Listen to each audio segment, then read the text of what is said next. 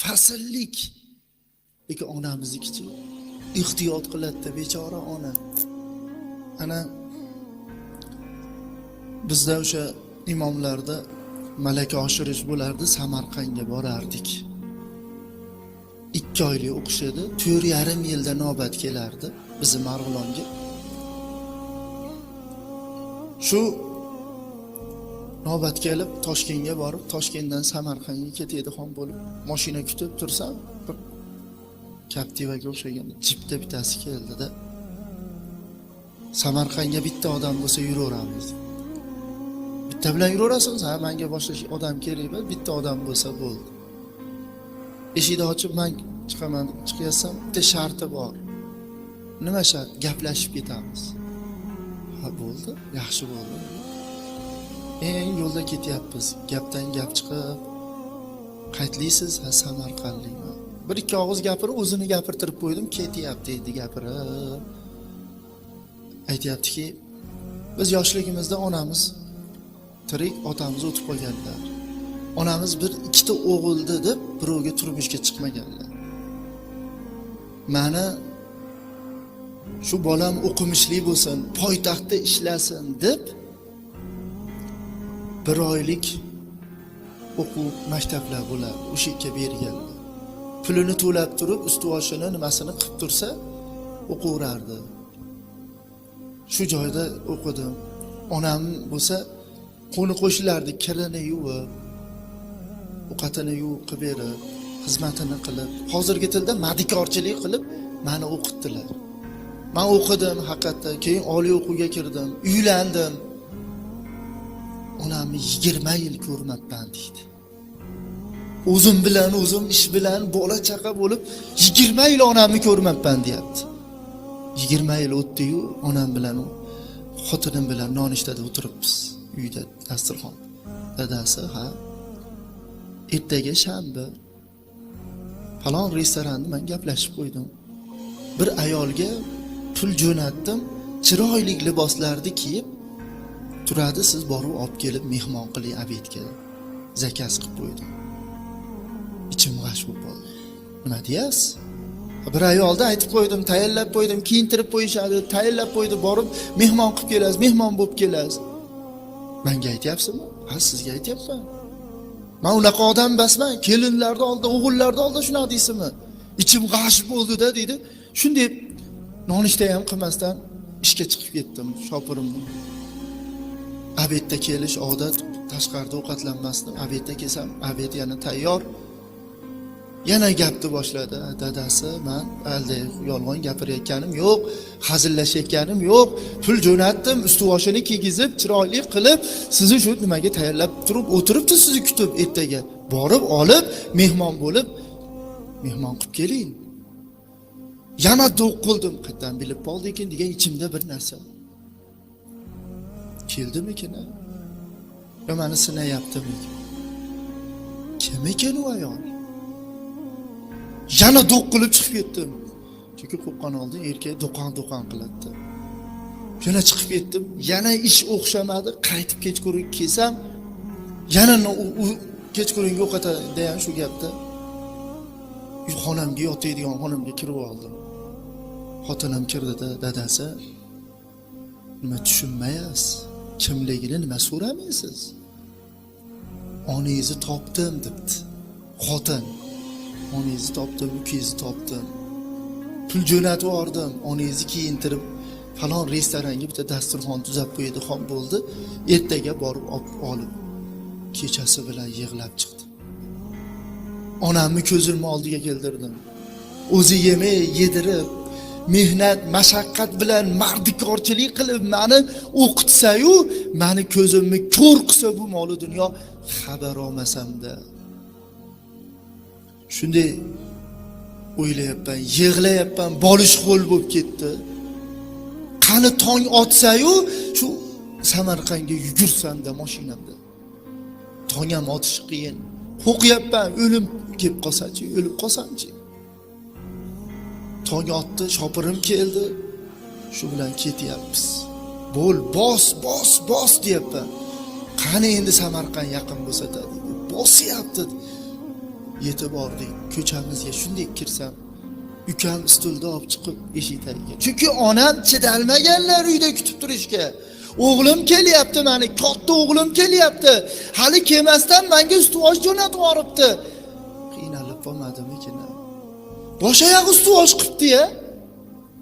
O'tiribdilar. Qo'ni qo'shni xotinlar chiqib olgan. Meni o'g'lim poytaxtda ishlaydi-da, katta ishda ishlaydi. Mashina olib yuradi meni o'g'limni. Mana ko'ringlar, ustuvoshni zo'rini jo'natib yoribdi. Kelyapti o'zi, meni mehmon qilar ekan. Hassaga suyanib gapiryapti.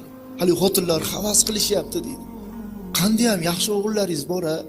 Xudo bergan-a sizga. 20 yil bo'lyapti hali ko'rmaganimga. Kirib boryapman. Onam maqtayaptilar. Ayollar hayron qarab turishibdi. Shunda mashinamni ko'rib, o'rinlardan turdilar. Tushdimda yugurib oyoqlarimni quchoqlab, "Aya, meni kechiring. Ona, meni kechiring. Men ahmoqlik qilib qo'ydim. Men o'zimni unutib qo'ydim." deb yalinsam, qo'shnilarni oldida qilmam. Tur. Sog'inib qolsam-da deb qarang, 20 yil bo'lyapti deydi. O'shanda ham qo'shnilarni oldilarda, chunki u onam ukam bir narsa olib kelsa, ukamni emas, meni maqtar ekanlar deyapti. Mana katta o'g'lim poytaxtda ishlaydi-da. Meni jo'natib yubordi-da, bunaqa berdi-da. Hatto hassani bitta qo'shni aytayapti-mu, hassani ham shu siz jo'natganmidingiz deyapti. Men 20 yil xabar olmagan o'g'il qanaqa qilib hassa jo'nataman deydi. Lekin ona ekanda maqtabdilar-da dedi. Yig'lab mashinaga o'tkazib restoranga olib bordim. Kirib boryapmiz. Hassadalar, qo'ltiqlarni qo'ltiqlab olganman. Onamdan baxtli ayol yo'q. Chunki mana o'g'lim ko'rib qo'yinglar, poytaxtda katta ishda ishlaydi.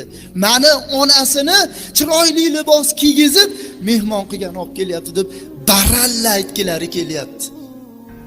Xursand, malikalardaqa kirib kelyaptilar-da. O'tirdilar. Olib kelishni boshladi. Ovqat, bu go'sht salat, meva salat, u qilib. Aya, oling endi. O'g'lim, men yeyolmayman dedilar. Nimaga aya? Tishlarni ko'rsasalar, bitta ham tish yo'q ekan-da. Tishim yo'q meni. Shu bir to'rg'on nonni shu piyalaga choyga tegizib yutib yeyolsam bo'ldi menga. Nima deyapsiz aya?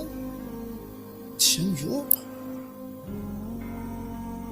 Men bilmaganimni 20 yil ko'rmagan qayerda biladi? Onajon, bugun ham qo'ydiramiz tish.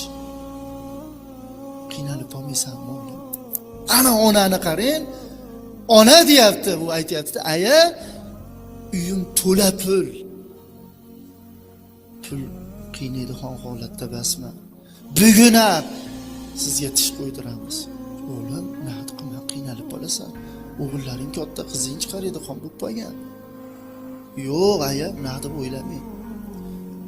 Ataylar onamga mos qilib ovqat qildirib, alohidatan yedirib olib chiqib ketyapti. To'g'ri stomatologiyaga olib borib aytsam, bir haftada bo'ladi. Hujjatimda ko'rsasam, ertaga bo'ladi. Yo'q, erta emas, bugun bo'ladi debdi. Aka, iloji yo'q, hozir qolib olamiz uxlab. Yo'q deb turib olsa, bo'ldi, ertaga asrga Xudo xolasa onangizni tishlari bo'ladi. To'g'ri borib bitta telefon, sim karta, aya, mana bu sizga telefon. Men endi sizni yo'qotmayman. Men sizni endi nima qilmayman. Meni kechiring deb yig'lab kechirim so'radim. Uylariga olib borib qo'yib, yana uyga keldim. Kelyapman 5 marta, 6 marta telefon qildim. Chunki onadaqa dunyoda insonni qalbini to'ldiradigan narsa yo'q ekan dedi. Chunki pul topdim, obro' topdim, uy topdim, xotin, qiz, o'g'il, hamma yo'q topdim, lekin onani o'rnini hech narsa bosmas ekan. Men shuni bilmagan ekanman. Uyga kelib telefon qildim. Onam, "Yetib oldingizmi o'g'lim?" "Ha, yetib oldim." "Qiynalib qolmadingizmi?" "Ha, yo'q, yaxshiman." Ertasiga asr bo'ldi-yu, kutyapman. Asrda telefon bo'ldi. Osam ayam ovozlari boshqacha. "Ha, ovozingiz boshqacha." Tish deb tishlarini urib telefonda, "Mana tishim bo'ldi o'g'lim. Men ham hammani urdi yuraman endi o'g'lim deyaptilar. Ana xursandchilik. Qarang, arzimagan pulga onam xursand. Ertasi yana shanbani kutyapman, chunki o'zim tayinlab kelganman. Yana shanba bo'lsa, yana borib mehmon qilaman. Bir kun qolib ziyoratlashib kelaman. Shu shanba kelmayapti-da dedi. Juma bu, payshanba bo'ldi-yu. Ertalab turib tayyorgarlik ko'ryapsam, ukam telefon qildi dedi. Aka, ayam mazalari qochib qoldi. Tezda keling, sizni so'rayaptilar. Shopirga o'tirdim, bos endi Samarqand. Jizzaxga kelganimizda, aka shoshiling. Onam o'zlarini bilmay qoldilar endi. Shoshiling. Bulung'urga kelganda onam vafot etdilar, shoshilmay qo'yavering.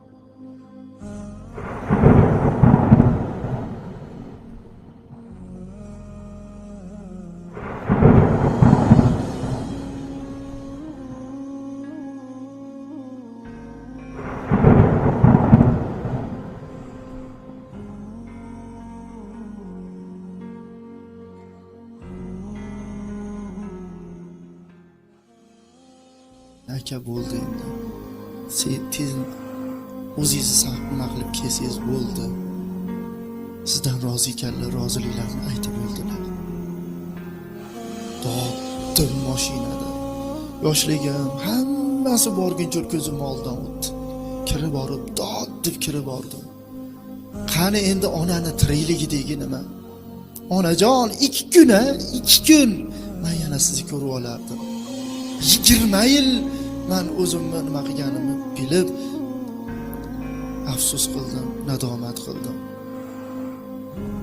Ko'mdik, yuvib, kafanlar, namozlarni o'qib, qabrga qo'yib, marosimlar o'tib qaytayotgan paytimda ukam bir xat ko'rsatdi. Ayam shuni berib qo'ydilar.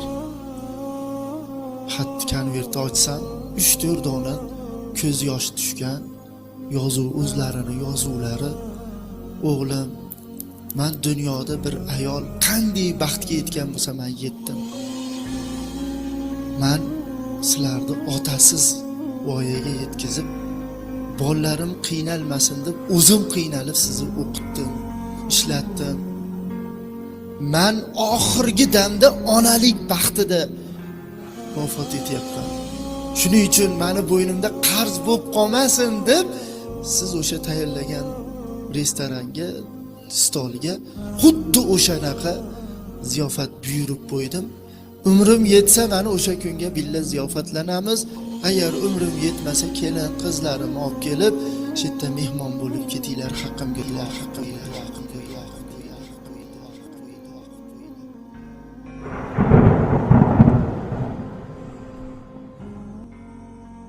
Mendan uzoq ket qayg'u, yaqinlashma endi g'am. Yengilsam hasratlarga, bezovta bo'lar onam. Yengilsam hasratlarga, bezovta bo'lar onam. Mendan uzoq ket qayg'u, yaqinlashma endi g'am. Mendan uzoq ket qayg'u, yaqinlashma endi g'am. Yengilsam hasratlarga, bezovta bo'lar onam. Yengilsam hasratlarga, bezovta bo'lar onam. Anduhlarga ko'milib, ko'z yoshimga cho'milib, qolsam tutay to'kilib, bezovta bo'lar onam. Qolsam tutay to'kilib, bezovta bo'lar onam. Hatto ruhi parvonam, oromi yo'q giryonam. Uxlasam tushimga kirib, bezovta bo'lar onam. Hatto ruhi parvonam,